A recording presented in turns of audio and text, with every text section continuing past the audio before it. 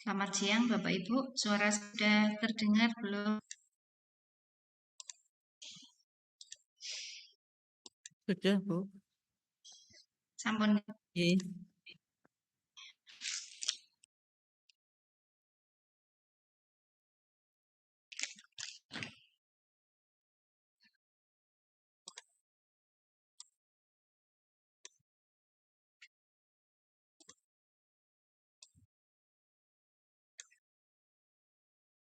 Oke, izin saya Bapak Ibu dan juga teman mahasiswa. Bismillahirrahmanirrahim. Assalamualaikum warahmatullahi wabarakatuh. Ya, selamat siang, salam sejahtera untuk kita semua. Yang saya hormati Bapak Ibu dosen pengampu mata kuliah komunikasi bisnis, ya ada Bu Tanti di Ungaran, kemudian Pak Febrian tadi P605, Pak Miftah di Kendal, dan juga Bu Sri Wahyuni di Stekom Sewangi. Semoga Ibu semuanya selalu dalam keadaan sehat. Dan juga selamat siang kembali untuk teman-teman mahasiswa yang mengikuti baik secara offline di masing-masing cabang dan juga yang mengikuti secara online melalui Zoom maupun juga yang mengikuti melalui YouTube. Ya, semoga tetap semangat. Ya. Pertemuan hari ini kita sudah memasuki pertemuan.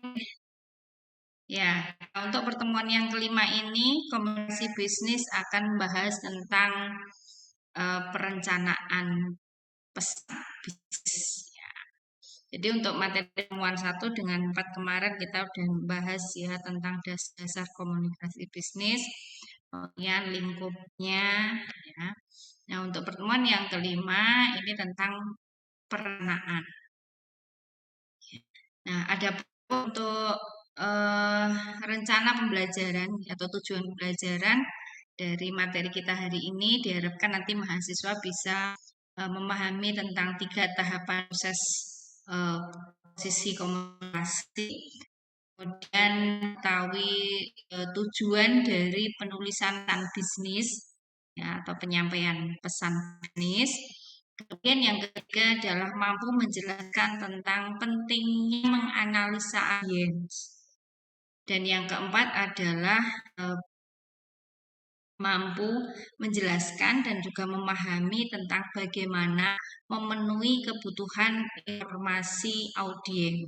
Dan yang terakhir adalah memilih atau melakukan seleksi terhadap saluran atau media komunikasi. Ya, tujuannya untuk menemukan alat komunikasi yang paling efektif dan efisien.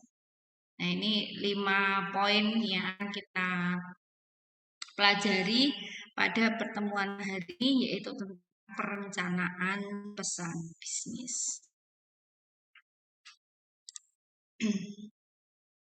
Ya, jadi dalam melakukan atau membangun komunikasi, terutama komunikasi bisnis, ya ini sama halnya seperti mengelola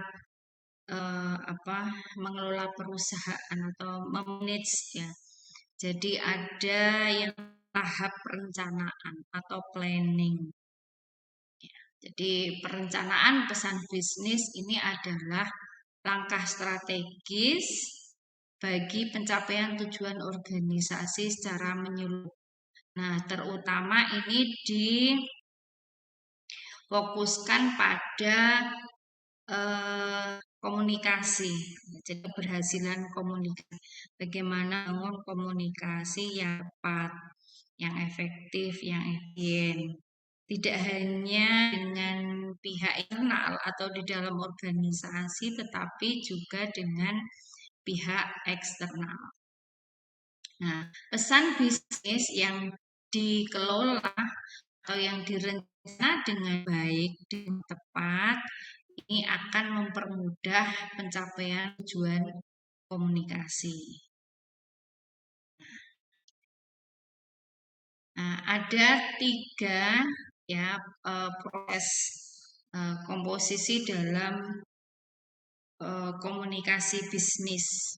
Yang pertama yaitu perencanaan. Nah, yang kita bahas pada pertemuan kita hari ini yaitu perencanaan pesan bisnis. Kemudian yang kedua, ya proses setelah perencanaan itu adalah pengorganisasian. Dan yang ketiga adalah merevisi. Ya, jadi menyusun kembali pesan bisnis.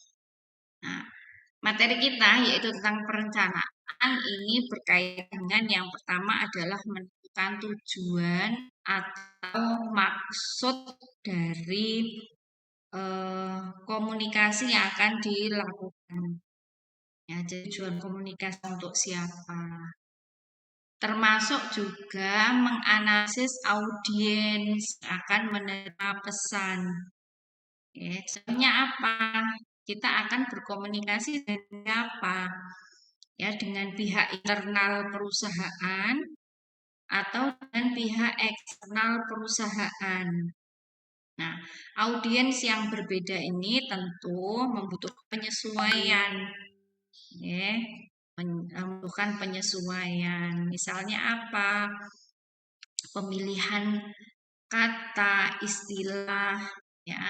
Kalau kita terbiasa berbicara dengan misalnya nih dalam sebuah perusahaan, ya, bergerak di bidang apa? Misalnya kita berbicara di apa?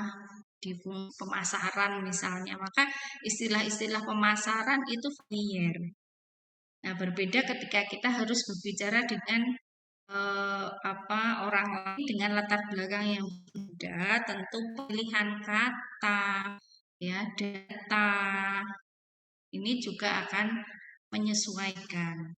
Apalagi ketika kita akan membangun komunikasi dengan pihak eksternal, apakah dengan konsumen, apakah dengan masyarakat sekitar, dengan supplier, dengan pemerintah, itu isinya juga akan berbeda.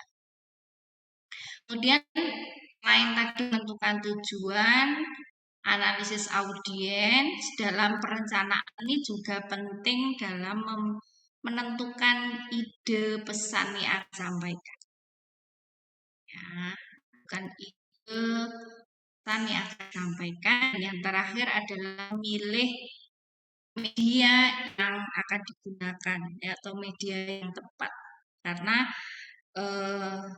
beda pesan itu tidak bisa jadi berbeda penggunaan medianya. Ya.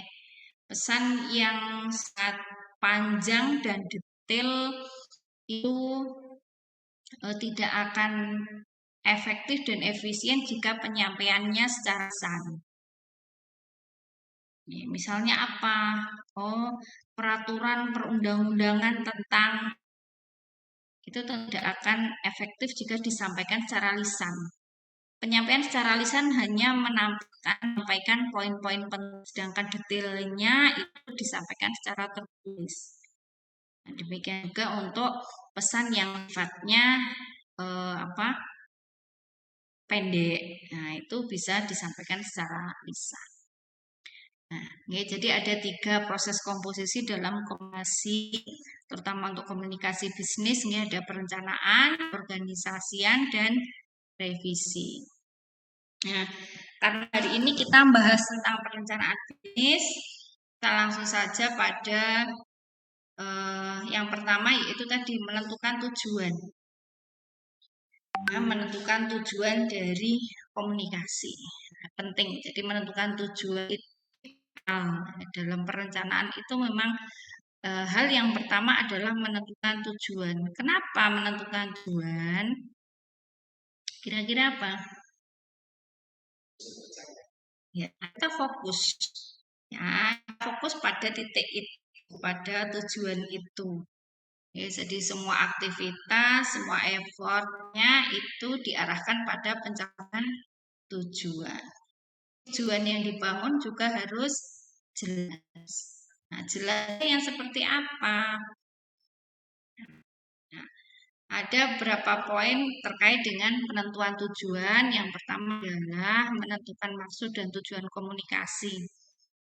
Jadi tidak hanya sekedar bagaimana menyampaikan pesan ya agar efektif dan efisien, ternyata tujuan yang jelas ini juga adalah upaya untuk menjaga nama baik itu kita personal ya, maupun juga institusi. Ya, misalnya Anda diminta untuk mempresentasikan proyek. Nah, tujuannya untuk apa? Anda harus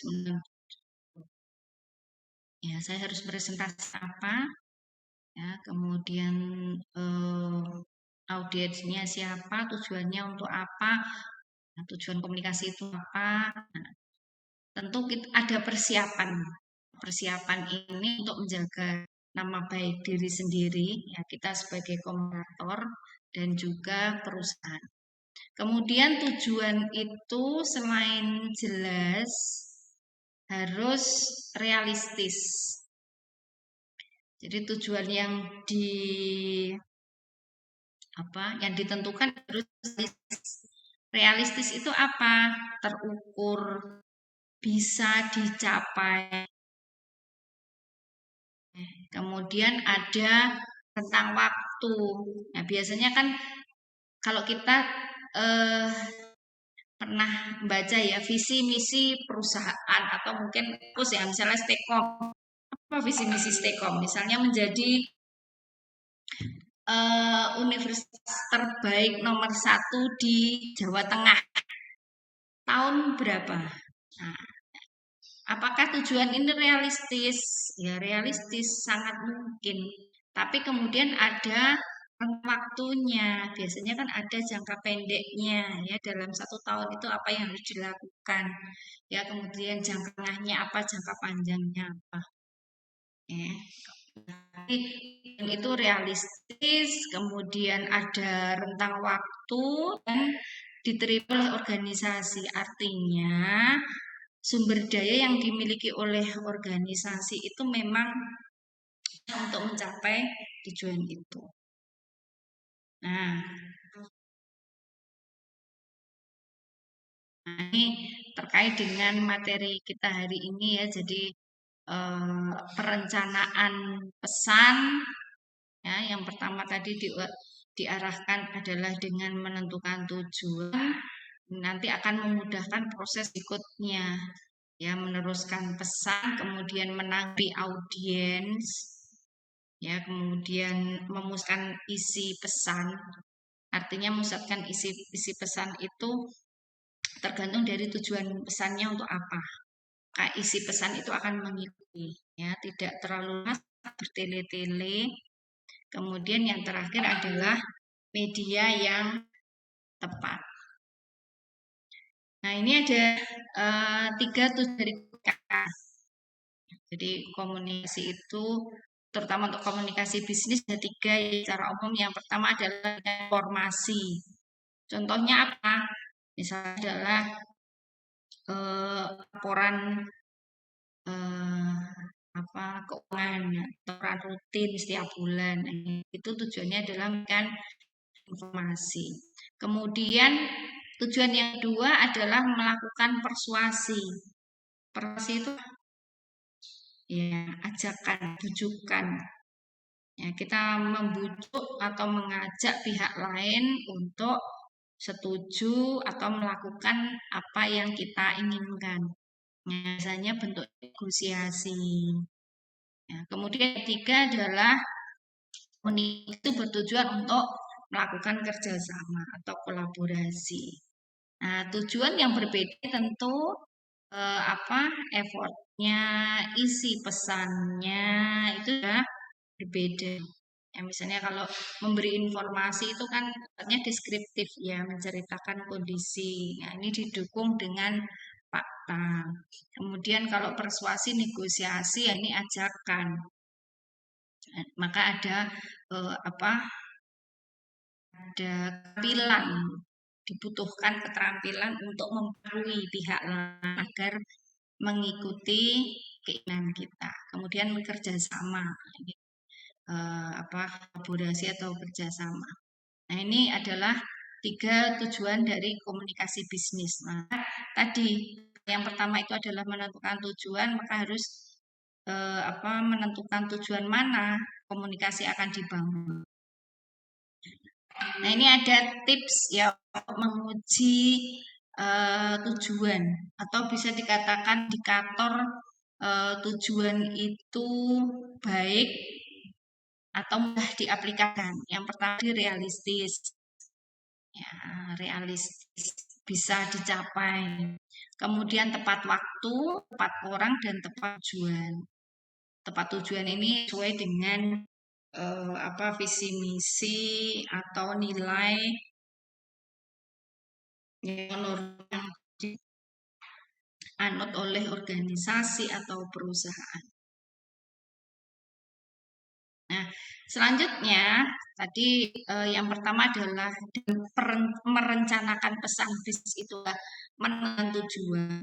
Kemudian yang kedua adalah menganalisis audiens. Nah, menganalisis audiens ini penting karena kita berkomunikasi itu kan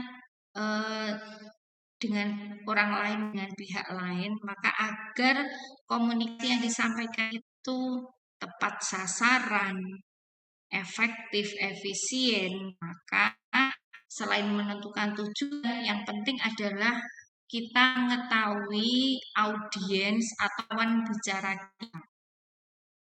Ya, yang pertama adalah ukuran dan komposisi audiens. Ya, ukuran dan komposisi audiens. Ya, misalnya kalau kita akan presentasi atau menyampaikan laporan atau mungkin tadi ya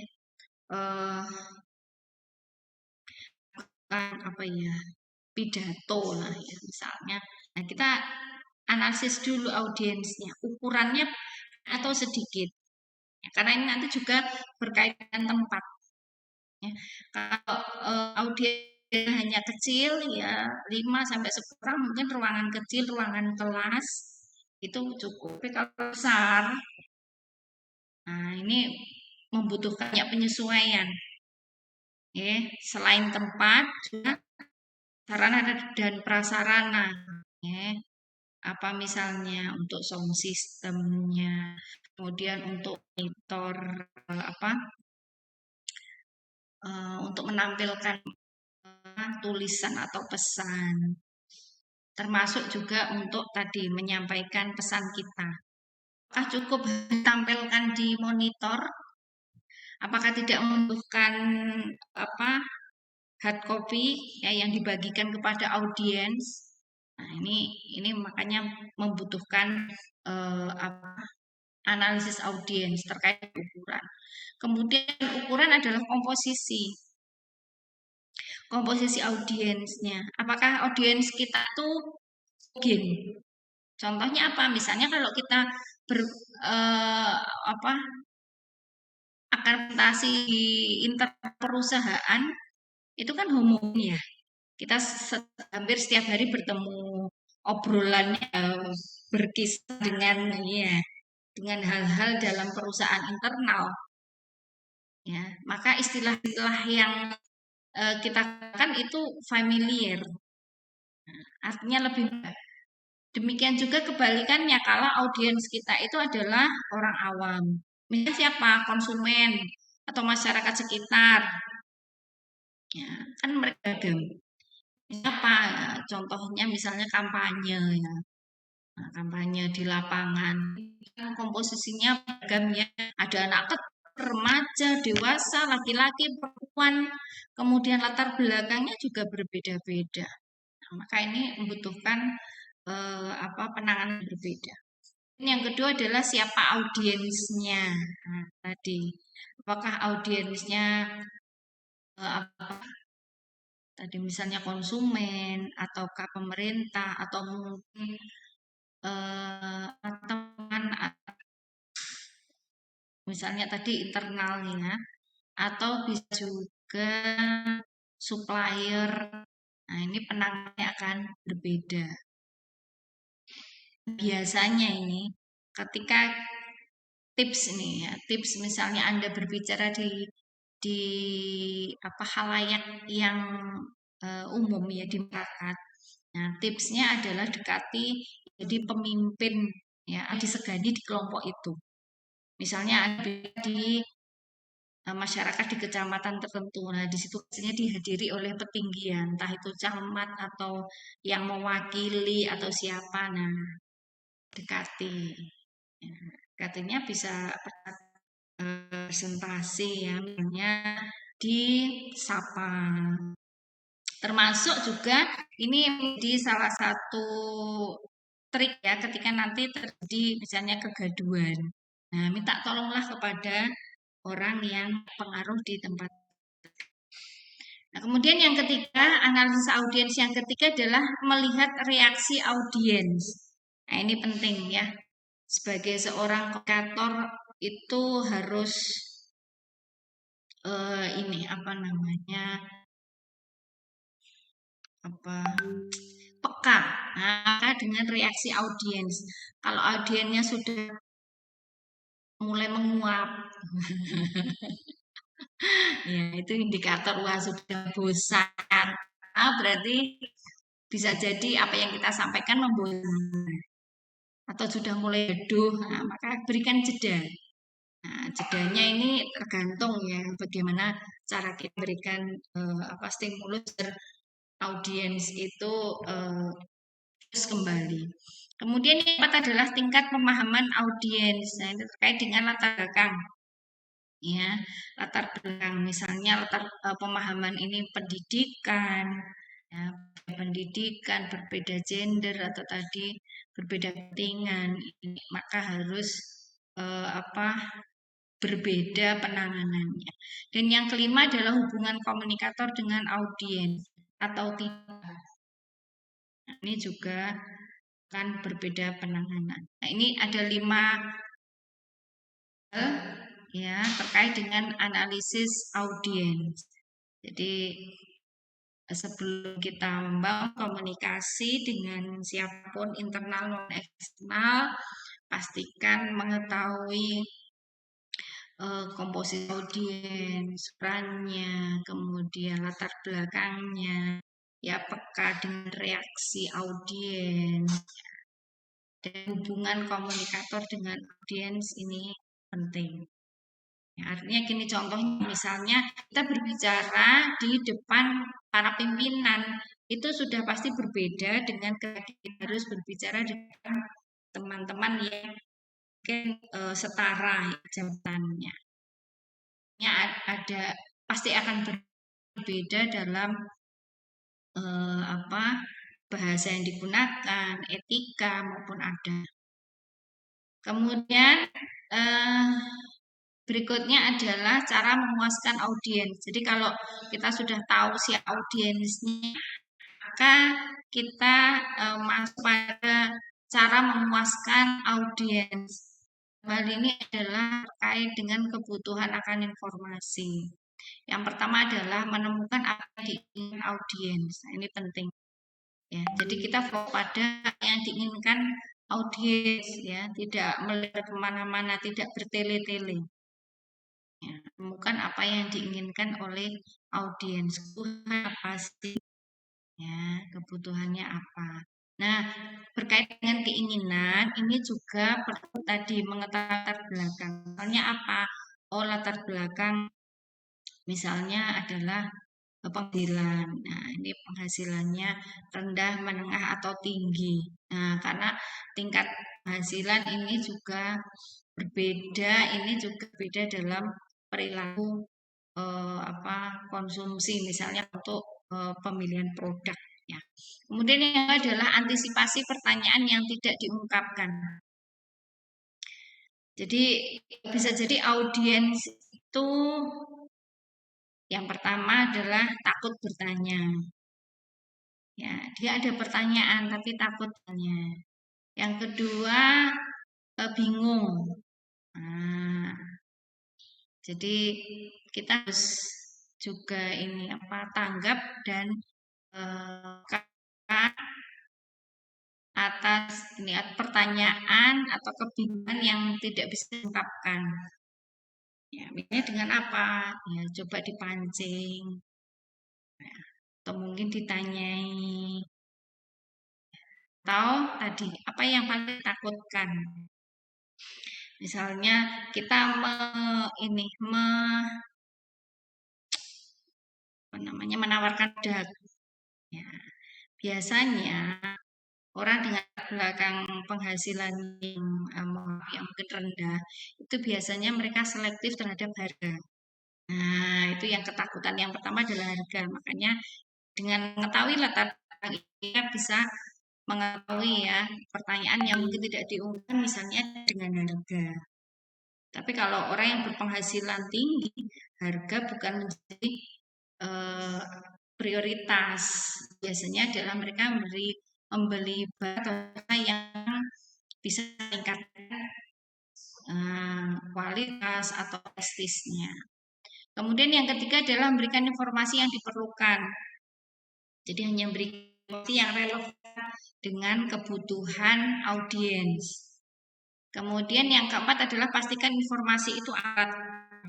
Memastikan informasi akurat itu didukung dengan apa? Dengan data, dengan fakta. Ya, misalnya apa? Oh, kami berkualitas.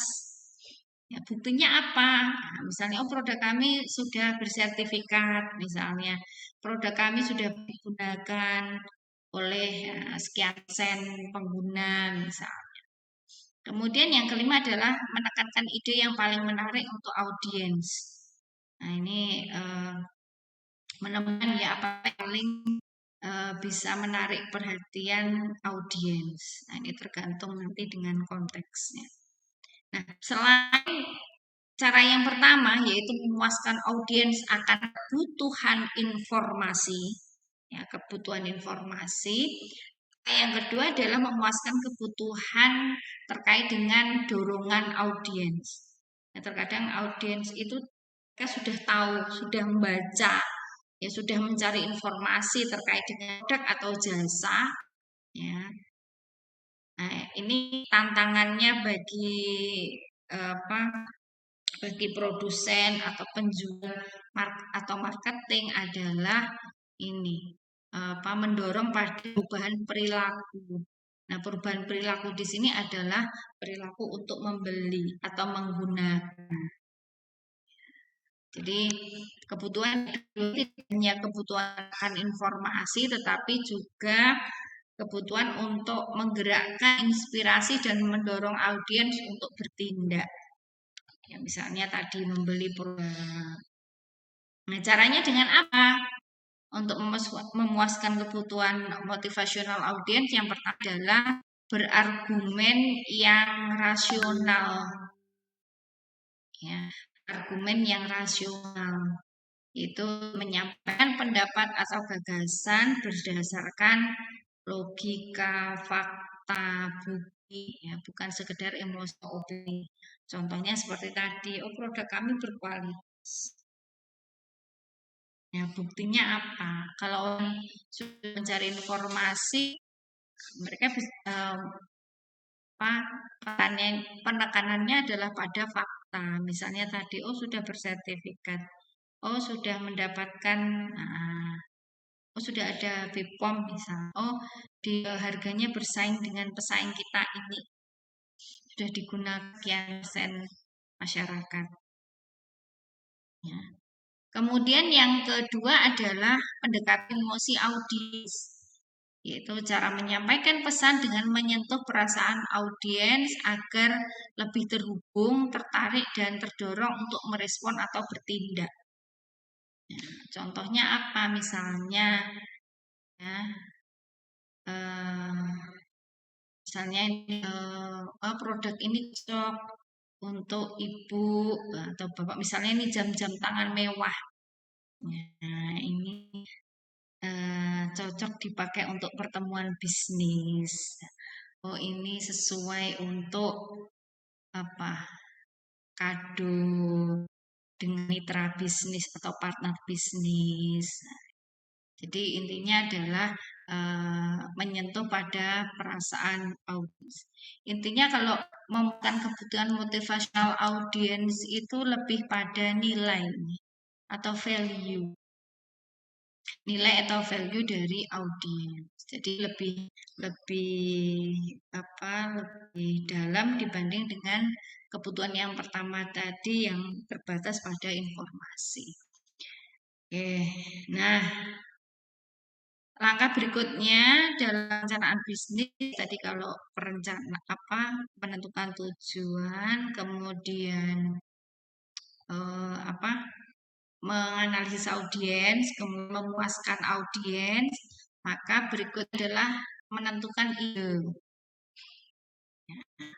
Jadi kalau sudah tahu tujuannya apa, kemudian audiensnya siapa, nah berikutnya adalah menentukan ide. Pesan itu akan disampaikan seperti apa, penyampaian kita dengan apa, idenya seperti apa. Nah, sebenarnya ada banyak cara nih untuk menentukan ide pokok atau ide pesan. Nah, di sini akan kami hanya tampilkan dengan teknik brainstorming. Jadi brainstorming ini dalam komunikasi bisnis ini adalah metode yang menghasilkan banyak ide, tapi dalam waktu yang terbatas, dalam waktu yang singkat. Nah, melalui apa? Ya, hal yang paling mudah adalah melalui diskusi. Nah, penekanannya teknik storming ini adalah mengeluarkan ide melalui diskusi, tapi tanpa nilai atau mengkritik ide yang muncul. Jadi intinya adalah semua pihak sebuah diskusi itu diberikan kesempatan untuk menyampaikan ide. Jadi tidak langsung di situ dinilai, oh idemu seperti ini, dikritik. Nah, biasanya teknik brainstorming ini digunakan terutama kalau untuk bisnis ya, komunikasi bisnis misalnya dalam rapat tim. Ya, kemudian perencanaan strategi pemasaran pemecahan masalah. Nah, tujuan dari brainstorming ini adalah untuk menggali ide kreatif, ya, menyelesaikan masalah. Jadi semua pihak dalam tim, ya, atau personal dalam tim ini diharapkan bisa menyampaikan idenya, menyampaikan ide untuk masalah atau bisa juga untuk menemukan inovasi baru. Ini tujuan dari teknik brainstorming ya, komunikasi bisnis untuk menemukan ide kreatif, menyelesaikan masalah dan memunculkan inovasi baru. Nah, tentu ini tujuannya juga hampir sama ya, mendorong kreativitas, memunculkan alternatif solusi, meningkat partisipasi anggota tim. Nah, karena tiap hal dalam perusahaan ke dalam tim ini tidak semuanya memiliki keberanian ya, dalam berbicara, maka dalam teknik storming ini ada secara teknis penyampaiannya bisa beragam. Ada yang storyteller, jadi kalau ada yang punya keberanian berbicara dia akan bicara di depan forum. Tapi ada juga yang mungkin dia dengan mencatat atau menulis ya. Nah, makanya leader atau ketua tim ini pasti sudah paham dengan anggota timnya. Tidak semua orang atau tidak semua anggota tim itu berani bicara, maka tekniknya bisa dengan storytellers atau dengan memberikan ini misalnya worksheet ya, diberikan catatan dengan tertentu ya. Nah, dari situ nanti diharapkan memunculkan tadi ide atau bisa dengan random list. Ya, ini menggabungkan ide yang ada di pikiran dan menuliskan di atas kertas kosong. Kemudian nanti dikumpulkan dalam satu kelompok. Nanti akan bisa jadi akan ditemukan ide yang bagus atau yang relevan dengan masalah yang dihadapi. Atau bisa dengan journalistic approach, ya, pendekatan jurnalis.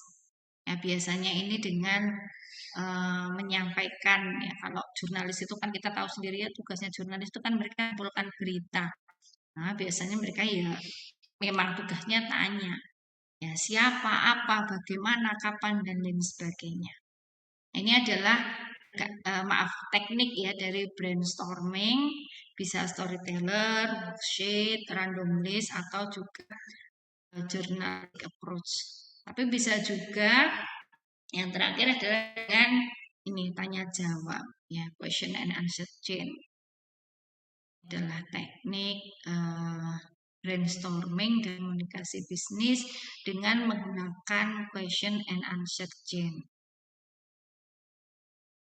Nah, ini apa pengumpulan ide dari perspektif audiens.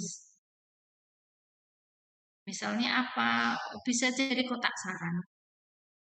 Ya, kotak saran. Mungkin kotak saran kalau sekarang kalau dulu mungkin ada kotak saran ya, tapi dengan adanya digitalisasi ada juga di web itu ya, ya untuk masukkan saran atau kritik terhadap perusahaan atau organisasi. Ini contoh apa penggunaan teknik brainstorming. Misalnya adalah di tim pemasaran ya untuk meningkatkan penjualan produk.